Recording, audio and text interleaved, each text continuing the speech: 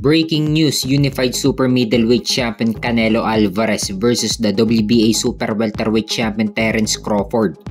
Fight is now off.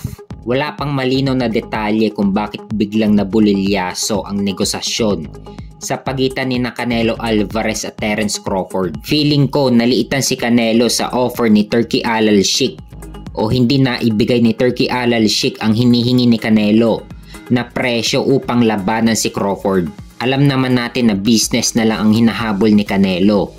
Palipas na rin kasi ang kanyang prime, nasa edad 34 na si Canelo. Kaya pera-pera na lang ang hinahabol niya. Ang masakit sa part ni Crawford ay si Canelo na lang ang habol niya bago siya tuluyang magretiro. Tapos hindi pa pumalag si Canelo sa kanya. Talagang sayang na sayang sa part ni Crawford. Nasa edad 37 na rin kasi si Crawford, kaya bilang na lang din kung magtatagal pa siya sa boxing. Ang mas maganda sanang kalaban ni Crawford kung hindi matutuloy kay Canelo ay si IBF Welterweight Champion Jaron Boots Ennis. Pero sa status ngayon ni Crawford, isang high risk low reward kung lalabanan niya si Ennis. Kaya si Canelo talaga ang hinahabol niya dahil isang superstar si Canelo at isang legacy fight ito para kay Crawford. At may edad na rin kasi si Canelo, kaya kung manalo dito si Crawford, talagang isang malaking pangalan ang maidadagdag sa resume ni Crawford. Kaya pwede na talaga siyang magretiro kung mananalo siya kay Canelo.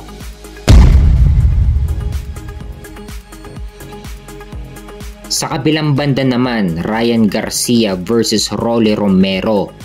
Nakataya ang WBA World Welterweight title sa laban nila. So sa 147, ang WBA Welterweight Champion si Eiman Castañones.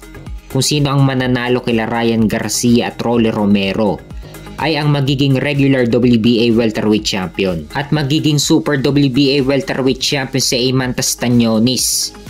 Nawala ang regular title sa welterweight mula nung ibinakante na ni Crawford ang mga titulo niya sa welterweight. At na-promote si Castañones from regular champion to full champion. At ngayon ibabalik ulit ng WBA ang regular title sa welterweight. Gawin na lang sanang interim champion ang mananalo kay Ryan Garcia at Rolly Romero. At ang mananalo magiging mandatory ni Eiman Castañones. Favorite din ng WBA si Rolly Romero. Nakailang sanction na ang WBA sa kanya. Kung matatandaan, nung laban ni Tank Davis kay Rolly Romero, nakataya dyan ng WBA ni Tank Davis. Na-knockout lang si Rolly Romero kay Tank Davis. At nung sumunod na laban ni Rolly Romero kay Ismael Barroso, isinanction ulit ng WBA ang laban nila. Nakataya dyan ng vacant WBA sa super lightweight.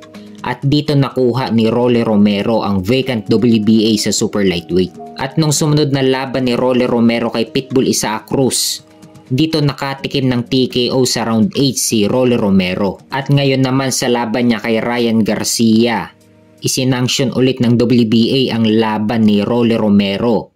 At sa welterweight division naman ngayon. So nakatatlong sanction na ang WBA sa laban ni Rolly Romero. At sa tatlong magkakaibang division pa. Hindi ko sure kung ano ang basehan ng WBA kung bakit nilalagay nila sa mataas na ranking si Rolly Romero. Kahit nakagagaling lang niya sa talo. So mabibigyan ulit ng pagkakataon si Rolly Romero na mapalaban para sa WBA title. So makukuha kaya ni Rolly Romero ang WBA title sa 147? Hindi magiging madali ito para sa kanya dahil si Ryan Garcia ang makakalaban niya. Alam naman natin na uhaw ngayon si Ryan Garcia sa panalo. Dahil isang taon siyang suspended dahil nag-positive siya sa performance enhancing drug test. Kaya gigil na gigil ngayon si Ryan Garcia na makuha ang panalo.